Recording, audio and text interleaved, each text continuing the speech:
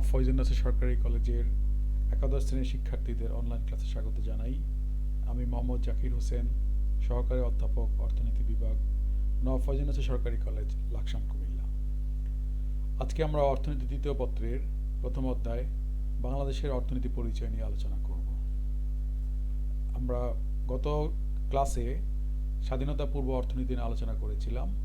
আজকে আমরা স্বাধীনতা উত্তর অর্থনীতি নিয়ে আলোচনা করব। আর্থসামাজিক ও রাজনৈতিক মুক্তির লক্ষ্যে স্বাধীনতা যুদ্ধ ও স্বাধীন বাংলাদেশের অভ্যুদয়, কিন্তু ৪৩ বছর পরেও আমরা অর্থনৈতিক মুক্তির পূর্ণ স্বাদ পেতে সক্ষম হইনি। স্বাধীনতার পরপর অর্থনৈতিক উন্নয়নে ব্যাপক কর্মসূচি গ্রহণ করা হলেও তার পরিপূর্ণ বাস্তবায়ন হয়নি। স্বাধীনতা পরবর্তী সরকারের পরিবর্তন, সামরিক সরকারের ক্ষমতা গ্রহণ, রাষ্ট্রীয় খাতের ব্যর্থতা, অভ্যন্তরীণ সম্পদ সংগ্রহে ব্যর্থতা, অগণতান্ত্রিক শক্তির প্রতি দেশবাসীর আস্থাহীনতা ইত্যাদি কারণে এদেশের উন্নয়ন ব্যাহত হয়। তবে এরই মধ্য দিয়ে দেশ ধীরে ধীরে এগিয়ে যায়। 1973 থেকে 78 মেয়াদে গৃহীত হয় প্রথম পঞ্চবার্ষিক পরিকল্পনা। এরপর দ্বিবার্ষিক পরিকল্পনা 1978 থেকে 80 সাল এবং দ্বিতীয়, তৃতীয়, চতুর্থ, পঞ্চম ও ষষ্ঠ পঞ্চবার্ষিক পরিকল্পনার মাধ্যমে দেশকে এগিয়ে নিতে গ্রহণ করা হয় নানামুখী কর্মসূচি। 1991 সালে সংসদীয় গণতন্ত্র প্রতিষ্ঠা হয়। উন্নয়নের গতি পূর্বের তুলনায় বৃদ্ধি পায়, খাদ্য উৎপাদন বৃদ্ধি পায়, জনসংখ্যা বৃদ্ধির হার হ্রাস পায়, অর্থনৈতিক প্রবৃদ্ধি বেড়ে যায়। একবিংশ শতাব্দীর চ্যালেঞ্জ মোকাবেলায় ভিশন 2021 ঘোষণা করা হয়। ভিশন 2021 এর মাধ্যমে বাংলাদেশকে ডিজিটাল বাংলাদেশে রূপান্তর করে আর্থসামাজিক উন্নয়নের গতি বৃদ্ধি করা যাবে বলে বিশ্বাস। স্বাধীনতা উত্তর বাংলাদেশের সমস্যা সংকুল পথ বেয়ে বাংলাদেশের অর্থনীতি এগিয়ে চলছে। নতুন নতুন শিল্প কারখানা স্থাপিত হচ্ছে। কৃষিতে উন্নত প্রযুক্তি, বীজ সরবরাহ, প্রসারিত হচ্ছে সেচের জমি। সেবা খাতের আওতা প্রসারিত হচ্ছে। গ্রামীণ অর্থনীতির বিকাশে সরকারি ও বেসরকারি উদ্যোগে অবকাঠামোগত পরিবর্তনের ছোঁয়া লেগেছে গ্রামে গ্রামে। ফলে জাতীয় অর্থনীতি সম্প্রসারিত হচ্ছে, বৃদ্ধি পাচ্ছে মাথাপিছু আয়। তাই আমরা আশা করতে পারি অচিরেই বাংলাদেশ পরিণত হবে একটি মধ্যম আয়ের দেশে। আমরা এক নজরে বর্তমান বাংলাদেশের অর্থনৈতিক পরিচিতি তুলে ধরতে পারি। আমরা যদি নিচে তথ্যের দিকে তাকাই তাহলে আমরা দেখব সাধারণ ভৌগোলিক অবস্থানের বা বৈশিষ্ট্যের অবস্থান অনুযায়ী বাংলাদেশ 20 ডিগ্রি 34 মিনিট উত্তর অক্ষাংশ থেকে 26 ডিগ্রি 38 উত্তর অক্ষাংশ, 88 ডিগ্রি 1 মিনিট পূর্ব দ্রাঘিমা থেকে 92 ডিগ্রি 41 পূর্ব দ্রাঘিমায় অবস্থিত। বাংলাদেশের আয়তন প্রায় 1,47,570 বর্গ কিলোমিটার। প্রমাণ সময় +6 ঘন্টা। আমরা যদি জনমিতির পরিসংখ্যান দেখি তাহলে জনসংখ্যা আমরা যদি মিলিয়নে পরিমাপ করি 2019 সালে 166.50 মিলিয়ন। জনসংখ্যা বৃদ্ধির হার 2019 অনুযায়ী 1.37। পুরুষ মহিলা অনুপাত 2019 সাল অনুযায়ী 100.2। জনসংখ্যার ঘনত্ব প্রতি বর্গ কিলোমিটারে 1125 2019 সাল অনুযায়ী।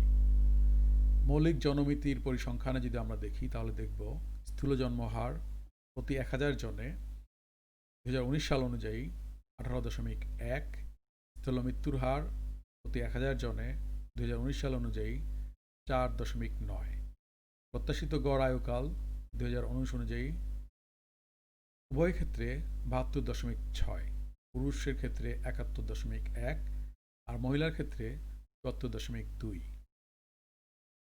আমরা যদি স্বাস্থ্য সেবা খাতের দিকে তাকাই তাহলে আমরা এর অগ্রগতি লক্ষ্য করব। পরবর্তীতে আমরা যদি শ্রমশক্তি ও কর্মসংস্থানের দিকে লক্ষ্য রাখি তাহলে দেখব লেবার ফোর্স সার্ভে 2016-17 অর্থ বছরে মোট শ্রমশক্তি 15 বছরের ঊর্ধ্বে 6.35 কোটি। এর মধ্যে পুরুষ 4.35 আর মহিলা 2 কোটি। আমরা যদি মোট total labour force survey board সেক্টরে যদি আমরা দেখি বিভিন্ন খাত অনুযায়ী তাহলে আমরা দেখব কৃষিক্ষেত্রে 40.6%।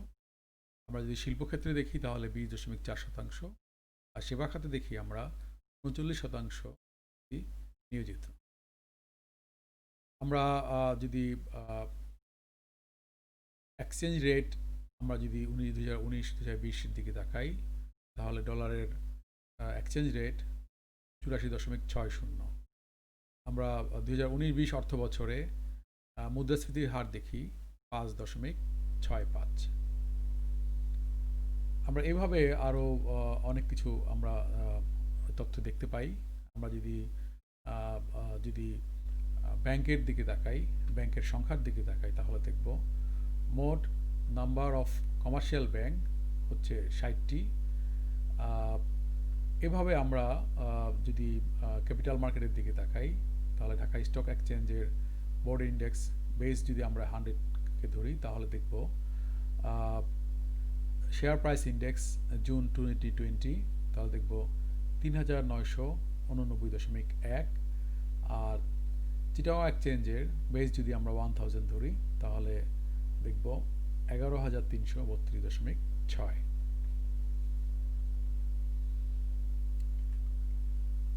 বাংলাদেশের ভৌগোলিক অবস্থান ও প্রাকৃতিক পরিবেশ।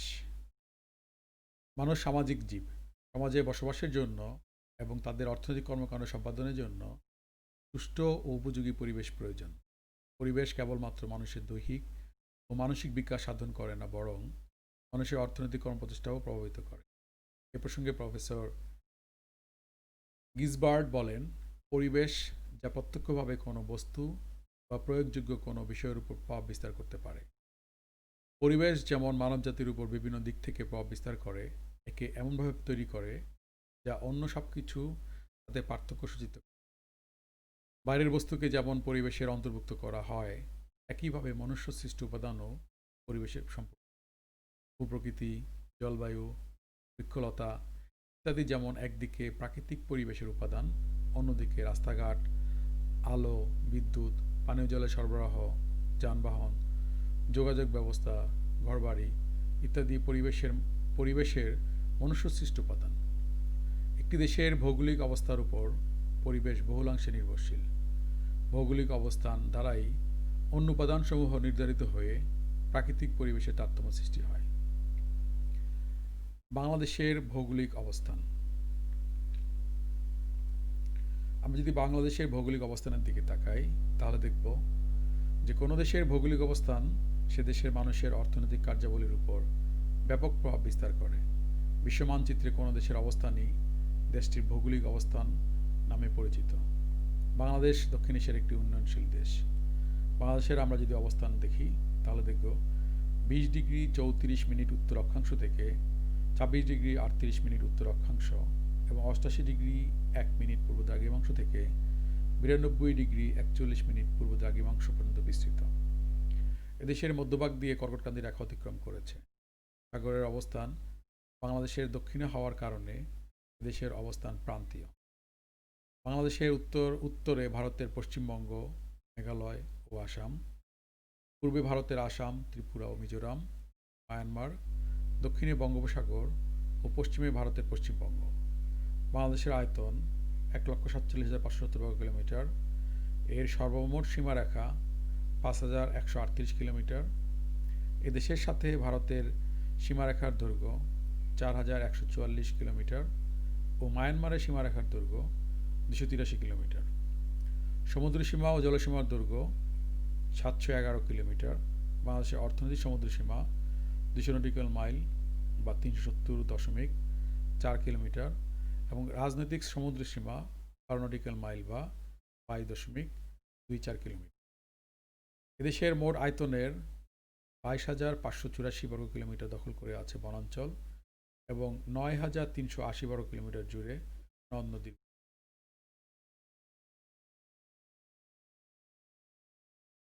বাংলাদেশের প্রাকৃতিক পরিবেশ। প্রকৃতি প্রদত্ত উপাদানসমূহ দ্বারা প্রাকৃতিক পরিবেশ সৃষ্টি হয়। পরিবেশ যেসব উপাদান মানুষের সৃষ্টি নয়, সেসব উপাদানের সমন্বয়ে গঠিত পরিবেশকে প্রাকৃতিক পরিবেশ বলে। প্রাকৃতিক পরিবেশের সংজ্ঞা দিতে গিয়ে প্রফেসর দাশগুপ্ত বলেন, একটি দেশের প্রাকৃতিক পরিবেশের পরিধি হল এর সীমা, জলবায়ু, উপকূল এলাকা, প্রাকৃতিক বিবরণ ও প্রাকৃতিক সম্পদ। প্রাকৃতিক পরিবেশের সংজ্ঞা দিতে গিয়ে ম্যাকলেভার ও পেইজ বলেন, পৃথিবীর অভ্যন্তরে যা কিছু বাহ্যিক সম্পদ লক্ষ্য করা যায় তা সবই প্রাকৃতিক পরিবেশের অন্তর্ভুক্ত, যেমন ভূমি ও পানি, পাহাড় ও সমতল ভূমি, আবহাওয়া ও আকাশজনিত সকল শক্তি, মধ্যাকর্ষণ শক্তি, তেজস্ক্রিয়তা, যা মানুষের জীবন ও পৃথিবীতে প্রভাব বিস্তার করে। আমরা একটি নিচে ছকের সাহায্যে পরিবেশের শ্রেণীবিভাগ আলোচনা করব। আমরা প্রাকৃতিক পরিবেশ যদি দেখি তাহলে দুটি ভাগে বিভক্ত, জীব পরিবেশ ও জড় পরিবেশ। আমরা যদি আবার জীব পরিবেশের দিকে তাকাই তাহলে দেখব এটি প্রাণী, উদ্ভিদ ও ক্ষুদ্র বস্তুতে বিভক্ত। আবার পানি, মানুষ ও অন্যান্য এই দুই ভাগে বিভক্ত।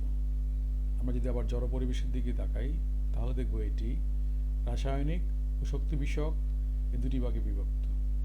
রাসায়নিক আবার ক্ষুদ্র বস্তু ও ক্ষুদ্র রাসায়নিক যদি আমরা আবার তাকাই তাহলে দেখব এটি জৈবিক ও অজৈবিক এই দুটি ভাগে বিভক্ত। প্রাকৃতিক পরিবেশের মধ্যে রয়েছে সব ধরনের প্রাকৃতিক বৈশিষ্ট্য ও সম্পদসহ পৃথিবীপৃষ্ঠ, ভূমি, পানি, পাহাড় পর্বত, খনিজ সম্পদ, গাছপালা, জীবজন্তু, আবহাওয়া, জলবায়ু, মহাজাগতিক শক্তি প্রভৃতি প্রাকৃতিক পরিবেশের অংশ। বাংলাদেশের প্রাকৃতিক পরিবেশ ঠিক একই রূপে প্রকৃতি প্রদত্ত নানাবিধ উপাদানের সমন্বয়ে গড়ে উঠেছে। জীব জড় পরিবেশের বিভিন্ন উপাদান নিয়েই এদেশের পরিবেশের সৃষ্টি।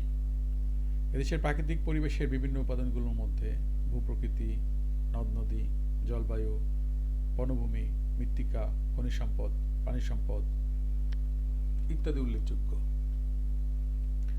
আমরা যদি ভূপ্রকৃতির দিকে তাকাই তাহলে দেখব ভূগঠনের উপর নির্ভর করে ভূপ্রকৃতি। বাংলাদেশের একটি বিস্তীর্ণ সমভূমি দেশ, তবে এ দেশের পূর্ব ও উত্তরাঞ্চলে সীমিত পাহাড়ি উচ্চভূমি বিদ্যমান। রাঙামাটি, বান্দরবান, খাগড়াছড়ি, চট্টগ্রাম, সিলেট, মৌলভীবাজার ও হবিগঞ্জে টারশিয়ারি যুগের পাহাড় দেখা যায়। মৌলভীবাজার ও হবিগঞ্জের পার্বত্য অঞ্চলে প্রচুর বৃষ্টিপাত হয় এবং প্রচুর চা উৎপাদন হয়। এই অঞ্চলের প্রাকৃতিক গ্যাস, খনিজ তেল, চুনাপাথর, কয়লা ইত্যাদি খনিজ সম্পদে সমৃদ্ধ। বরেন্দ্রভূমি, মধুপুর ও ভাওয়ালের গড় এবং লালমাই পাহাড় নিয়ে এদেশের প্লাইস্টোসিন কালের সোপান বা চত্বরভূমি গঠিত। এই চত্বরভূমিগুলো 25,000 বছর পূর্বে প্লাইস্টোসিন কালে গঠিত বলে মনে করা হয়। এসব অঞ্চলের মাটির রং লাল ও ধূসর। পান, ভুট্টা, আনারস, আলু, তরমুজ ইত্যাদি এসব অঞ্চলে চাষ হয়। টারশিয়ারি যুগের পাহাড় অঞ্চল ও প্লাইস্টোসিন যুগের সোপানসমূহ ছাড়া সমগ্র দেশ এক বিস্তীর্ণ সমভূমি। তাই এই সমভূমির উর্বর মাটিতে ধান, ইক্ষু, তামাক, পাটসহ নানা সবজি ও ফল প্রচুর পরিমাণে উৎপন্ন হয়। নদ নদী। বাংলাদেশ নদীমাতৃক দেশ। অসংখ্য নদ নদী তাদের শাখার দ্বারা জালের মতো ঘিরে রেখেছে এ দেশ। পদ্মা, মেঘনা, যমুনা, ব্রহ্মপুত্র, কর্ণফুলী বাংলাদেশের বড় বড় নদ নদী। এছাড়া ভৈরব, আড়িয়াল খাঁ, ইছামতি, সুরমা, চিত্রা, রূপসা, মধুমতি, ধলেশ্বরী ইত্যাদি অসংখ্য উপনদী ও শাখা নদী বাংলাদেশের উপর দিয়ে প্রবাহিত হচ্ছে। বাংলাদেশের মোট আয়তনের 9,380 বর্গ কিলোমিটার জুড়ে এসব নদ নদীর বিস্তৃতি। এদেশের অর্থনৈতিক নদ নদী অতি গুরুত্বপূর্ণ স্থান অধিকার করে রেখেছে। এই অঞ্চলের মানুষের অর্থনৈতিক কর্মকাণ্ডে নদ নদীর প্রভাব খুবই বেশি। নদ নদীকে কৃষি, শিল্প ও ব্যবসা বাণিজ্যের সম্প্রসারণে অপরিহার্য উপাদান হিসেবে গণ্য করা হয়। অন্যদিকে আমাদের নদ নদী মৎস্য সম্পদে ভরপুর। মাছ আমাদের অর্থকরী ফসল। বৈদেশিক মুদ্রা অর্জনে মৎস্য সম্পদ উল্লেখযোগ্য অবদান রাখে। বিদেশে বাংলাদেশে ইলিশ মাছের প্রচুর সুনাম রয়েছে। জলবায়ু। কোনো দেশের আবহাওয়ার গড় অবস্থাকে জলবায়ু বলে। বাংলাদেশের জলবায়ু নাতিশীতোষ্ণ। মৌসুমী বায়ুর প্রভাবে এখানে প্রচুর বৃষ্টিপাত হয়। এদেশের বার্ষিক গড় তাপমাত্রা 20.4 ডিগ্রি সেন্টিগ্রেড থেকে 26.7 ডিগ্রি সেন্টিগ্রেড পর্যন্ত। বাংলাদেশ কৃষি প্রধান দেশ। এদেশের কৃষি মূলত কৃষি প্রকৃতি নির্ভর। মৌসুমী বায়ুর প্রভাব এক্ষেত্রে লক্ষণীয়। মৌসুমী বায়ুর প্রভাবে কৃষির জন্য প্রয়োজনীয় পানি বৃষ্টিপাত থেকে এদেশের কৃষকরা পেয়ে থাকে। যদি এর অন্যথা হয় তাহলে কৃষি উৎপাদন ব্যাহত হয়। এ কারণে বাংলাদেশের কৃষি মৌসুমী বায়ুর জুয়া খেলা বলে অভিহিত। বনভূমি। একটি দেশের অর্থনীতিতে বনজ সম্পদ প্রয়োজনীয় পরিমাণ থাকা আবশ্যক। কোনো দেশের প্রাকৃতিক ভারসাম্য বজায় রাখার জন্য 25 ভাগ বনভূমি থাকা আবশ্যক হলেও বাংলাদেশে মাত্র 17.08 ভাগ বনভূমি রয়েছে। বাংলাদেশের এই বনভূমিকে 4টি শ্রেণীতে বিভক্ত করা যায়, যথা ক্রান্তীয় পতনশীল ও পত্রযুক্ত বৃক্ষের বনভূমি, যা ময়মনসিংহ, ঢাকা, দিনাজপুর ও রংপুরে এরূপ বনভূমি অবস্থিত।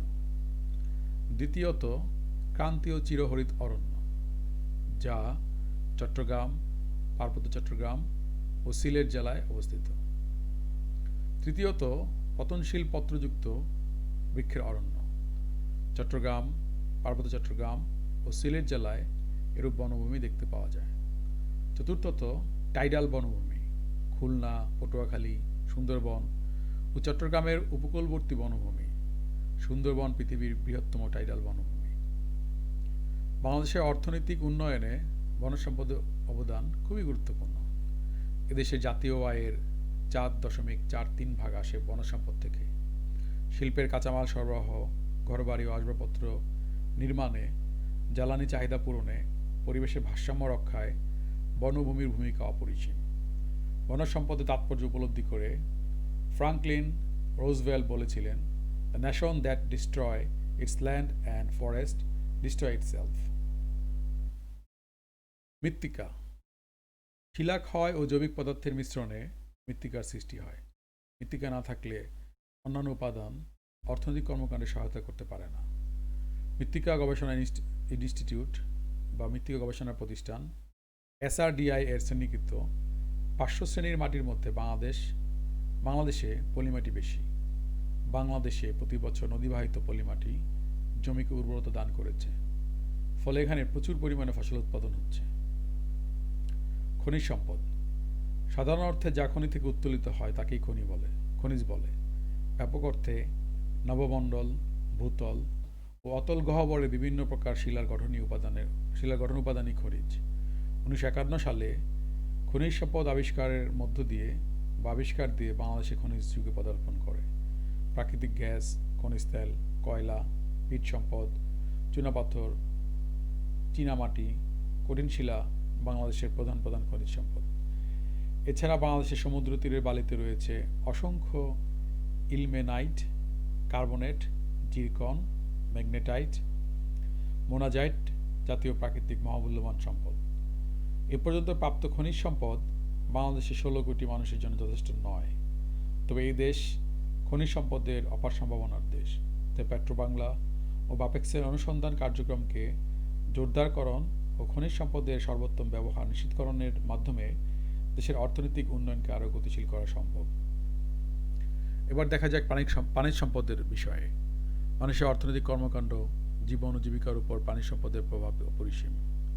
পানিজ সম্পদ মূলত মৎস্য সম্পদ ও পশু সম্পদকে নির্দেশ করে। বাংলাদেশের উল্লেখযোগ্য প্রাকৃতিক সম্পদ মৎস্য। এদেশের নিজস্ব তটরেখা সহ জলসীমায় প্রচুর সামুদ্রিক মৎস্য এবং নদ নদী, খাল বিল, পুকুর ও হাওর বাওরে প্রচুর পরিমাণে মিঠা পানির মৎস্য পাওয়া যায়। অন্যদিকে পশু সম্পদের মূল্য উল্লেখযোগ্য গরু, মহিষ, হাঁস, মুরগি, বাঘ, হরিণ, বানর, সরীসৃপ ও বিভিন্ন ধরনের পাখি। এদেশের পানিজ সম্পদ উন্নয়ন কর্মসূচির মাধ্যমে আত্মকর্মসংস্থানের সৃষ্টি হচ্ছে। আমাদের জাতীয় আয়ে এক্ষেত্রে অবদান বৃদ্ধি পাচ্ছে। পরিশেষে উল্লেখ করা যায় যে প্রাকৃতিক পরিবেশ হল প্রকৃতির দান, মানুষের কৃত্রিম সৃষ্টি নয়। মানুষের কর্মকাণ্ড গড়ে ওঠে প্রধানত প্রাকৃতিক পরিবেশকে নিয়ে। এখনও পৃথিবীর মোট জনশক্তির অর্ধেকেরও বেশি নিযুক্ত আছে প্রথম স্তরের অর্থনৈতিক কর্মকাণ্ড, যেমন কৃষি, মৎস্য চাষ, খনন, কাটাহরণ ইত্যাদিতে। এ সকল কর্মকাণ্ডে প্রাকৃতিক প্রাধান্যকে কোনোভাবে খর্ব করা যায় না। এবার যদি আমরা বাংলাদেশের অর্থনৈতিক কাঠামোর দিকে তাকাই, তাহলে দেখব যেসব খাত বা উপখাতের উপর ভিত্তি করে একটি দেশের অর্থনীতি গড়ে ওঠে, সেসব খাত বা উপখাতকে অর্থনীতির কাঠামো বলে। বাংলাদেশের অর্থনীতিতে বিভিন্ন খাত উপখাতের অবদানের মাধ্যমে এর ভিত্তি গড়ে ওঠে। এসব খাত বা উপখাতের মাধ্যমে বাংলাদেশের অর্থনৈতিক কাঠামো নির্দেশিত। আমরা যদি তালিকার দিকে তাকাই, তাহলে দেখব বাংলাদেশের অর্থনীতির কাঠামো মূলত তিনটি ভাগে বিভক্ত: উৎপাদন ভিত্তিক খাত, মালিকানা ভিত্তিক খাত, অঞ্চল ভিত্তিক খাত। উৎপাদন ভিত্তিক খাত আবার কৃষি খাত, শিল্প খাত, সেবা খাতে বিভক্ত। আমরা যদি মালিকানা ভিত্তিক খাতের দিকে দেখব সরকারি খাত, বেসরকারি খাত দুভাগে বিভক্ত। অঞ্চল ভিত্তিক খাত আবার গ্রামীণ খাত, শহরে খাত দুভাগে বিভক্ত। আমরা যদি উৎপাদন ভিত্তিক খাতের দিকে তাকাই তাহলে দেখব বাংলাদেশ উৎপাদন ভিত্তিক খাত তিন ভাগে বিভক্ত: খাত, শিল্প খাত, সেবা খাত। কৃষি খাত বলতে আমরা যা বুঝি সেটা হলো এরকম: বাংলাদেশের অর্থনীতির প্রধান খাত হলো কৃষি। কৃষি খাত চারটি উপখাতের সমন্বয়ে গঠিত, যথা পশু, শস্য, মৎস্য সম্পদ ও বনজ সম্পদ। বাংলাদেশের শ্রমশক্তির প্রায় 40% এই খাতে নিয়োজিত। শিল্প খাত, আমরা যদি শিল্প খাতের দিকে তাকাই তাহলে দেখব বাংলাদেশের অর্থনীতির শিল্পের উন্নয়নে বা অর্থনৈতিক উন্নয়নে শিল্প খাতের ভূমিকা অত্যন্ত গুরুত্বপূর্ণ। ক্রমবর্ধমান শিল্পায়ন, দ্রুত টেকসই অর্থনৈতিক উন্নয়ন এবং সামাজিক অগ্রগতি অর্জনের একটি অপরিহার্য পূর্বশর্ত। দেশজ উৎপাদনে এ খাতের অবদান ক্রমশই বৃদ্ধি পাচ্ছে। সেবা খাত, মানুষের অভাব পূরণের সক্ষমতা, অবস্তুগত অর্থনৈতিক কর্মকাণ্ড